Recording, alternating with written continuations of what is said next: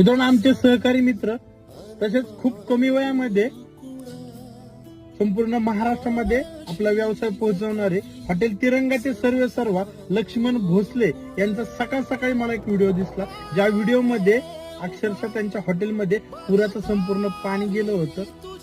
सगळीकडे पाणी होतं, हॉटेल पूर्णपणे पाण्याने बुडालेलं होतं. त्याच्यामध्ये त्यांनी एक व्हिडिओ काढला होता ज्याच्यामध्ये स्वतः लक्ष्मण भोसले रडतोय. मित्रांनो, वय वर्ष अवघं 25 असेल. हे पाहिल्याच्या नंतर खरंच खूप वाईट वाटलं, पण जाऊ द्या. ही नैसर्गिक आपत्ती आहे, ही कुणी जाणून बुजून केलेलं नाहीये. हे होणारच आहे. अशा अडचणी व्यवसायामध्ये प्रत्येकाला येणारच आहे. पण मला लक्ष्मणला फक्त एवढंच सांगायचं की खचून जाऊ नको.